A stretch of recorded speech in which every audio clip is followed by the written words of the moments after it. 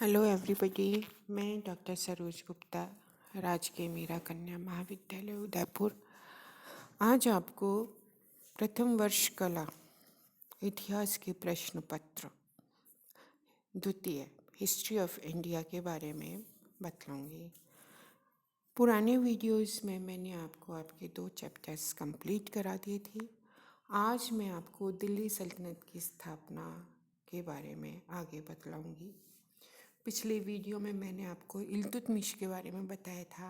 आज हम करेंगे रजिया। रजिया से पहले मैं बताना चाहूँगी कि इल्तुतमिश के बाद में उसका पुत्र रुकनुद्दीन फिरोज शाह 1236 में गद्दी पर बैठा। हालांकि इल्तुतमिश अपनी पुत्री रजिया को सिंहासन पर बिठाना चाहता था, परंतु अमीर एक स्त्री को सुल्तान बनाने के लिए तैयार नहीं थे।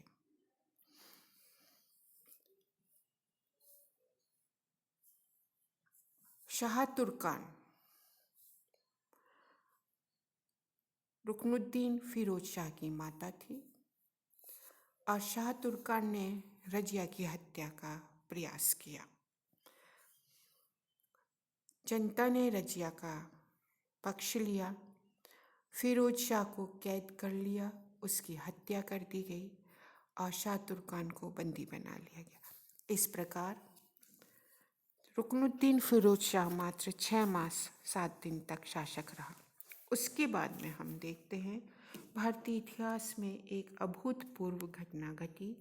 दिल्ली के तख्त पर एक स्त्री शासिका बनी और ये शासिका थी रजिया, जिसका समय काल 1236 से 1240 तक है।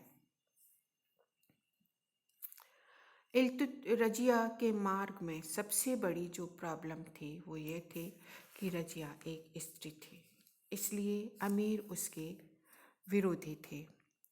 दिल्ली में अमीरों और जनता ने उसका समर्थन किया, परंतु बदायूं, मुल्तान, हांसी, लाहौर के गवर्नर उसके विरोधी थे। उसके छोटे भाई बहराम को सुल्तान बनाया जा सकता था। उसके अन्य भाई भी गद्दी के दावेदार थे, तो हमेशा उसको अपने भाइयों से विरोध की संभावना रही थी। रुकनुद्दीन फिरोज शाह का साथ उसके वजीर मोहम्मद जुनैदी ने दिया और निजामी के अनुसार रजिया का नारी होना ही उसकी सबसे बड़ी अयोग्यता थी। मुस्लिम उलेमा भी उसके शासक बनने से प्रसन्न नहीं थे। गद्दी पर बैठते ही रजिया ने शत्रुओं को कैद कर लिया, अपने नाम का खुतबा पढ़वाया, अपने नाम के सिक्के ढलवाए और सुल्ताना की उपाधि धारण की। बदायूं, मुल्तान, हांसी, लोहार के गवर्नरों ने जब दिल्ली की ओर कूच किया और उसका वजीर मोहम्मद जुनैदी भी उसके साथ मिल गया, तो रजिया ने इस समय कूटनीति से काम लिया।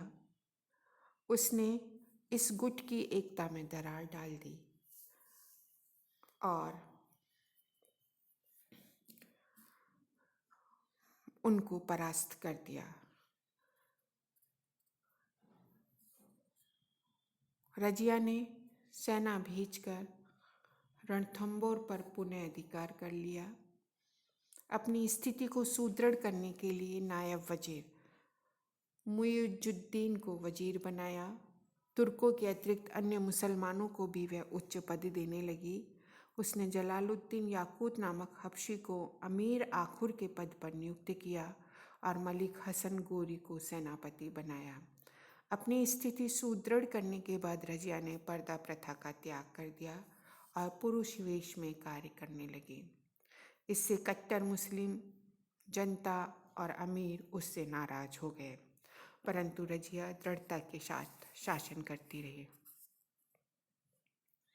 रजिया पर आरोप लगाया जाता है कि उसने जमालुद्दीन याकूत से प्रेम करना प्रारंभ किया।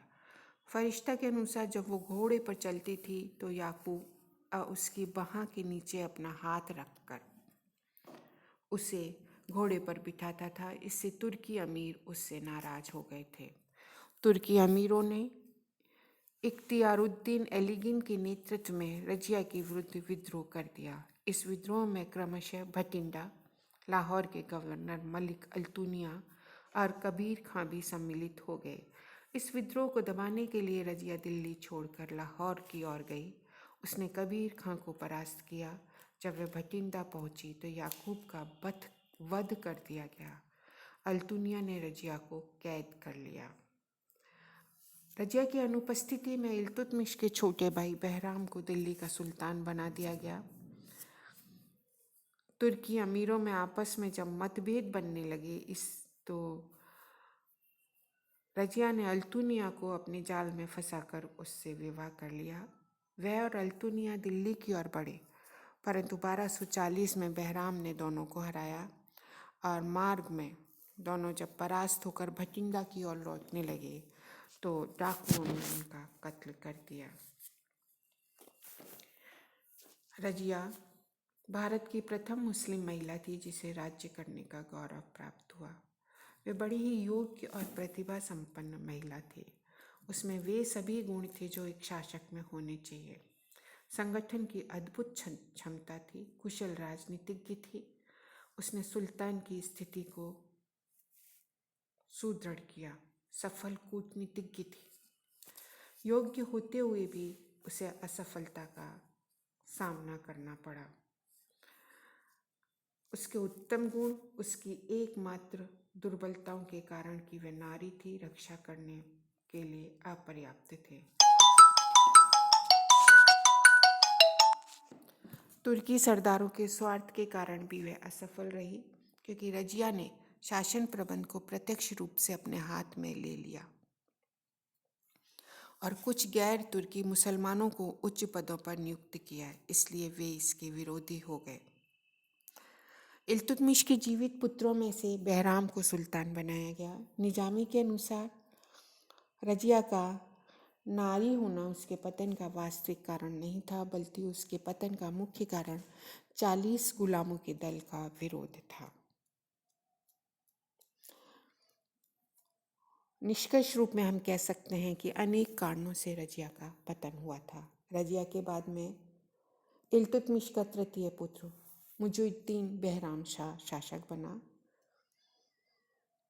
उसका समय है 1240 से 1242 तक। उसके बाद अलाउद्दीन मसूद शाह 1242 से 1246 तक शासक बना और उसके बाद नासुरुद्दीन महमूद शासक बना। उसका समय था 1246 से 1266 तक। यह एक सरल और सादे स्वभाव का व्यक्ति था। उसने उच्च सरकारी पदों का वितरण इस प्रकार किया जिससे किसी दल वर्ग विशेष की शक्ति तथा प्रभाव में अत्यधिक वृद्धि न हो सके। बलबन की सहायता से उसने अमीरों पर नियंत्रण रखा। बलबन को उसने नायब मामलियात बनाया था। बलबन ने अपनी कन्या का विवाह भी सुल्तान के साथ कर दिया था, जिससे उसकी प्रतिष्ठा में वृद्धि हुई। उसके शासनकाल में 1247 में बलबन ने खोखरों तथा अन्य हिंदू कबाइलों को दंड दिया।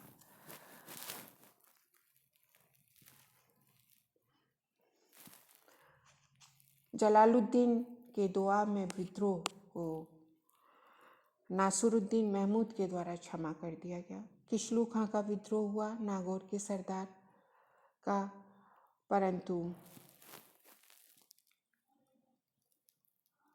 किशलू खां के विरुद्ध नासुरुद्दीन महमूद ने खुद जाकर स्थिति को नियंत्रण में लिया था। इसी बीच बलबन के विरुद्ध भी षड्यंत्र हुए। अमीरों के विद्रोह का दमन उसके काल में किया गया। हिंदू राजाओं के विद्रोह, कई हिंदू राजाओं ने बंगाल पर आक्रमण किया, तो उन हिंदू राजाओं के विद्रोह को भी दबाया गया। राजपूतों की चुनौती का सामना किया गया। हांसी और कल्पी तथा उत्तर में यमुना के तट पर राजपूतों का अधिकार हो गया था। 1248 में नासिरुद्दीन महमूद के शासनकाल में बलबन ने बुंदेलखंड पर आक्रमण करके उसकी प्रगति को रोक दिया था। मालवा पर आक्रमण किया और रणथंभौर पर भी 1238, 1254 और 1258 ईस्वी में आक्रमण किया गया और ये आक्रमण बलबन के नेतृत्व में हुए, परंतु इसका कोई स्थायी प्रभाव नहीं पड़ा। मेवातियों के उपद्रव हुए, उनके अनेक बार छापामार आक्रमण हुए, परंतु उनके उपद्रव को भी शांत नहीं किया जा सका। दोआब में विद्रोह का दमन 1247 ईस्वी में किया गया। कटेहर में जो उपद्रव हुआ उसे भी बलबन ने 1254 में सफलतापूर्वक दबा दिया, परंतु फिर भी वहाँ पूर्ण रूप से शांति स्थापित नहीं हो सकी। 1266 ईस्वी में नासिरुद्दीन महमूद की मृत्यु हो गई क्योंकि उसके कोई पुत्र नहीं था। अतः इल्तुतमिश के वंश में कोई पुरुष जीवित नहीं था, इसलिए नासिरुद्दीन ने अपने जीवन काल में ही बलबन को अपना उत्तराधिकारी नियुक्त कर दिया था। अतः उसकी मृत्यु के बाद बलबन दिल्ली की गद्दी पर बैठा। अब हम नेक्स्ट वीडियो में करेंगे Balban. Thank you very much.